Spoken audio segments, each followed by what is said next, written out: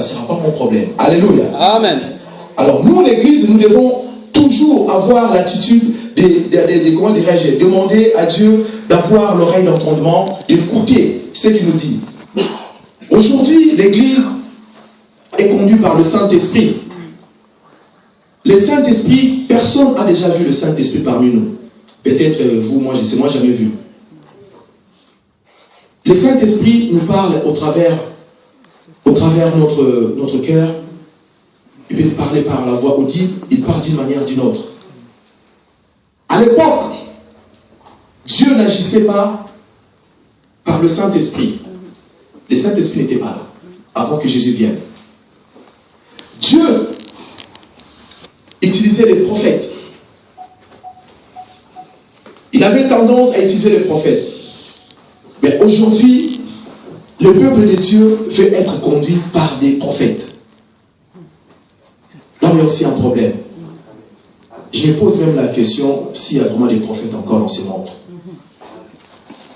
Le prophète à l'époque, quand un prophète débarque, les rois tremblaient.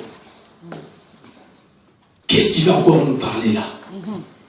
Qu'est-ce qu'il veut dire encore? Tout le monde paniquait. Les gens détestaient le prophète.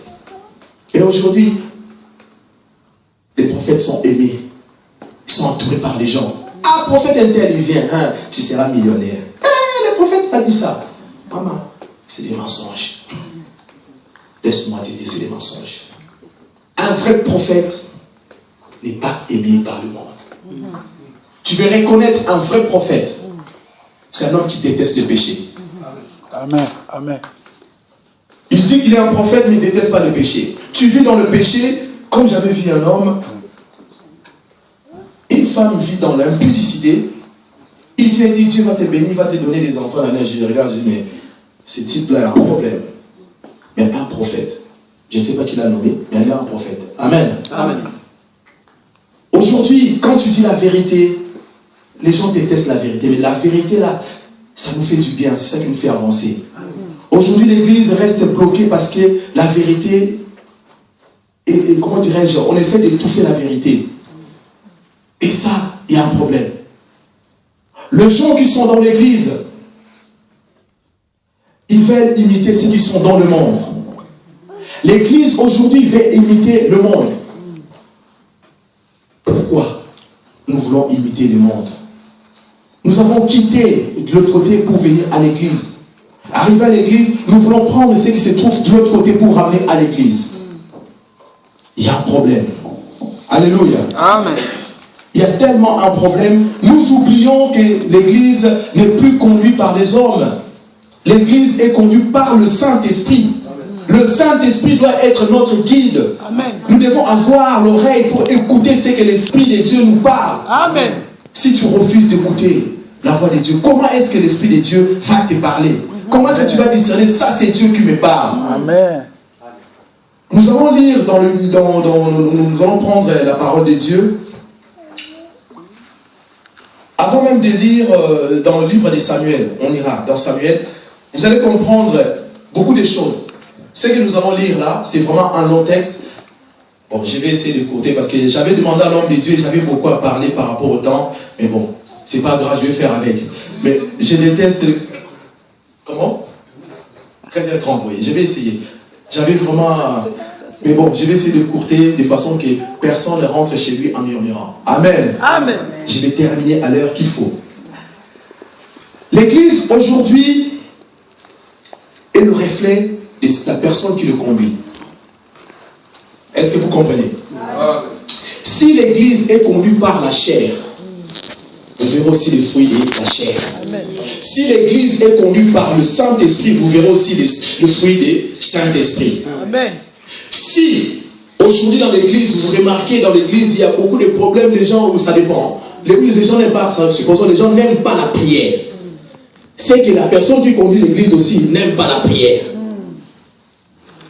Si l'Église, il y a trop d'impudicité, peut-être la personne qui conduit aussi l'Église, il est impudique. Ça commence par la tête et ça descend en bas.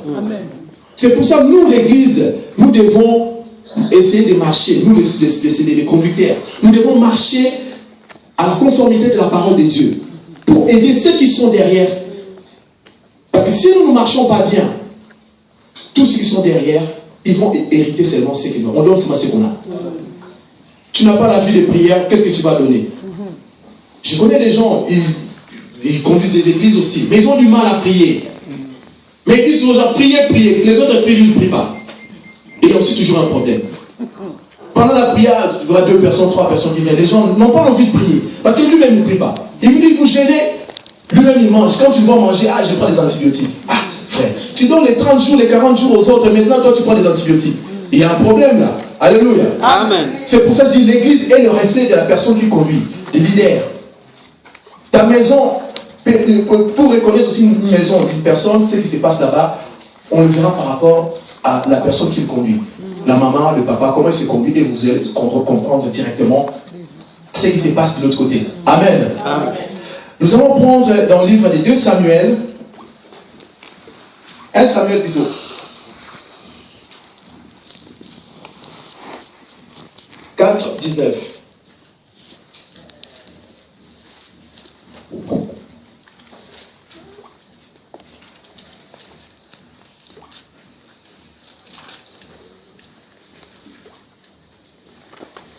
Samuel 4.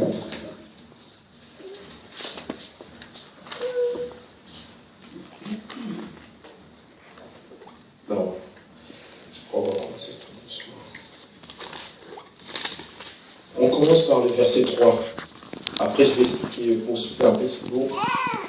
Il y a tellement. Quand les soldats rentrent au camp, les anciens d'Israël disent: le Seigneur a permis que les Philistins nous battent. Pourquoi donc? 3. Je commençais par 3, mais vous pouvez commencer par 1. Donc en fait, c'est quand les Philistins... 1 Samuel 4. 1 Samuel 4, 3. J'ai commencé par 3, mais bon, on peut aller même au début du premier verset, c'est pas méchant. Donc, un jour, les Israélites partent en guerre contre les Philistins. Ils installent leur camp à l'endroit appelé la pierre du secours. Les Philistins s'installent à Afek. Ils se placent en face des Israélites pour les attaquer. La bataille devient sérieuse. Les Philistins battent les Israélites et tuent à peu près 4000 hommes sur le champ de bataille.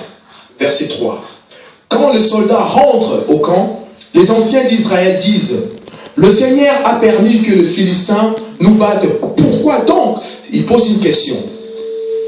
Allons à Silo chercher le coffre de l'alliance, dans arc, dans d'autres versions c'est l'arche de l'alliance.